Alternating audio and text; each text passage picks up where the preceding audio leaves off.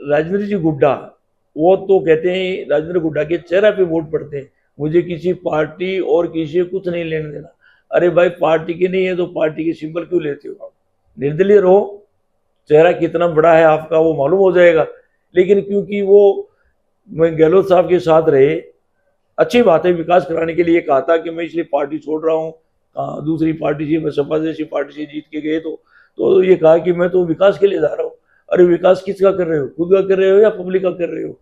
तो इसलिए विकास की बात करने वाले उन्होंने खुद, ये सही बात है, जो 17 साल में जो काम, जो विकास इनका स्वयं का नहीं हुआ वो इन 5 साल के अंदर हुआ, ये सही है। तो इसलिए क्या है कि विकास की बात करना, और विकास तो एक प्रक्रिया है, एक पॉलिसी के तहत हर विधानसभा के अंदर जितना वो बजट दिया जाएगा, किसी मेडिकल पे हो, चाहे एजुकेशन पे हो, चाहे ये आपका ट्रांसपोर्टेशन पे, रोड इत्यादि पे हो, तो सबके ऊपर क्या है कि उस बजट का तो यूटिलाइज करना ही है, उसका सदुपयोग करो या दुरुपयोग करो, यूटिलाइज तो करना है। तो इसलिए क्या है कि वो कहते हैं 17 साल में नहीं करवाया। कभी शुभकर्ण जी कहते हैं कि पहले कुछ हुआ ही नहीं है देश में, मैं नहीं करवाया। उद्धव प्रवाटी की जनता को तो कोई पहचान ही नहीं थी, मैंने किया काम। अभी अभी राजेंद्र जी कह रहे, तो भाई ये समझ के बाहर की बात ही है, कौन क्या कहता है। जो अपना जो अपने जीवा है, अपनी वाणी है, उसको कौन लगाम दे। कभी ये कई वसूल और सिद्धांतों की बात नहीं होती। कभी मायावती जी टिकट लाते हैं, कांग्रेस में जाते हैं, ये कह करके मैं विकास के लिए कांग्रेस में गया हूँ, कांग्रेस सरकार है इसलिए मैं यहाँ मंत्री बन गया और काम खूब करवाऊंगा। अब वो क्या था कि फिर जो दोबारा वो कांग्रेस से चुनाव लड़के नहीं सफल हो पाए, फिर वो दूसरी पार्टी से चुनाव लड़ते, फिर वो कांग्रेस में चले जाते हैं। और फिर वो क्या है कि गहलोत साहब के जो बताया आपने कि मैं किसी गहलोत साहब की प्रशंसा करूं, ऐसी बात नहीं है, लेकिन उनके नारे लगाने में कोई कसर नहीं छोड़ी। राजस्थान के जितने विधायक थे, और कांग्रेस के पास लगभग जैसे चर्चा प्रशंसा करती थी, 99 विधायक जीत के गए थे, तो 122-25 विधायक हो गए थे।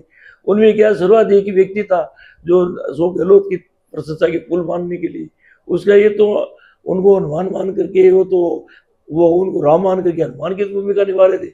और कुछ ही समय बाद में वो उनको गाली निकालने लगे, कहीं इनका तो दिमाग ही काम नहीं करता है, बूढ़ा हो गया। वो सचिन जी का क्या है, सचिन जी की वो जय जयकार करने लगे, कभी राजेंद्र जी को, कभी गहलोत साहब को बुला लेते हैं, कभी सचिन जी को बुला लेते हैं। अब वो दोनों ने, उन्होंने नकार दिया है, इन्होंने नकार दिया, ये इनका आंतरिक मामला अपन नहीं कर सकते। लेकिन उसके बाद में उन्होंने नया चेहरा चाहिए, क्योंकि मायावती जी के लिए भी बोल दिया कि बहन जी को तो मैं कैसे भी टिकट ले आऊंगा और फिर जीत जाऊंगा, फिर मंत्री बनूंगा। तो मायावती जी ने शायद उस बात को अच्छा नहीं समझा होगा शायद, इसलिए क्या है कि वो नई चीज ढूंढ ली। अब एक नाथ जी शिंदे, शिवसेना के 2 टुकड़े हो रखे महाराष्ट्र में, उनमें एक ग्रुप का नेतृत्व करने वाले एक नाथ जी शिंदे है, जो महाराष्ट्र के मुख्यमंत्री है। तो हमारे उद्धव प्रवाटी क्षेत्र में शायद राजस्थान की भूमि में कभी आए ही नहीं होंगे। लेकिन वैसे तो कहो, ये गहलोत साहब कहते हैं मैं बड़ा जादूगर है, ये कहता है देखो उद्धव प्रवाटी के लिए तो मेरे से बड़ा कोई जादूगर ही नहीं है। मैं कोई भी मुख्यमंत्री या उप मुख्यमंत्री हो या किसी भी प्रदेश का उप मुख्यमंत्री हो, मैं यहाँ मेरे क्षेत्र के अंदर ला सकता हूँ।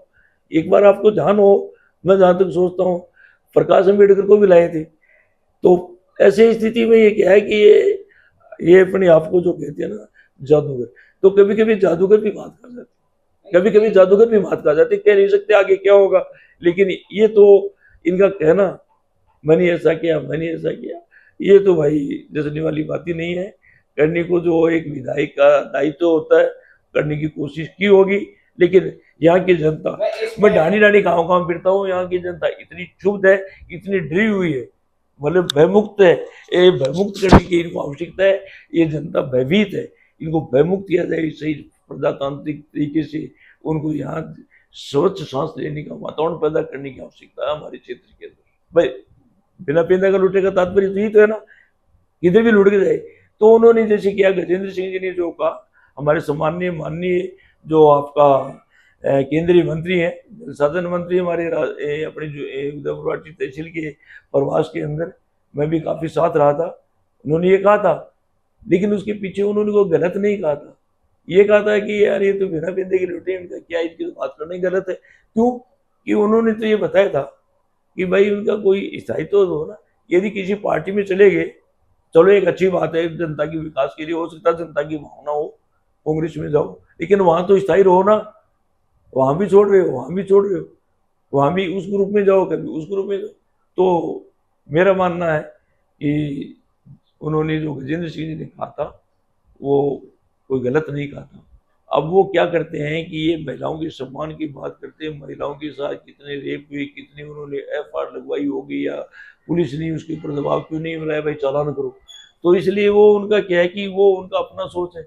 अब महिलाओं को अर्धनग्न नचाने का जो जो बात है भाई, भीड़ इकट्ठा दिखाना था, महाराष्ट्र के मुख्यमंत्री को दिखाना था कि मेरे पीछे इतने लोग हैं, तो वो आज के युवा भाई वैसे तो आएंगे नहीं, कोई इनको तो इस तरह की जो फालतू की चीज है जो समाज अलाउ नहीं करता है, ऐसी चीज होंगी तभी ये युवा, भटकता हुआ युवा, हर कोई युवा नहीं, अच्छे युवा है जो उन चीजों को अच्छे नहीं मान रहे हैं, लेकिन जो भटका हुआ युवा है वो उसके अंदर वो अपनी ताली बजाने के लिए वहां पहुंचेगा। तो भीड़ को आकर्षित करने के लिए उन्होंने ऐसा किया है।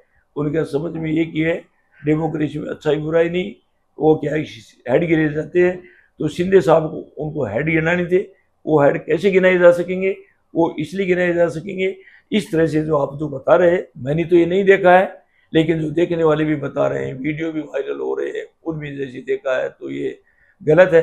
हमारी संस्कृति सभ्यता और हमारे जो विकास की जो जो हमारे भारत की जो परंपरा है उसके तो विपरीत ही है, लेकिन उनको तो हेड गिराने के लिए, भीड़ दिखाने के लिए उन्होंने ऐसा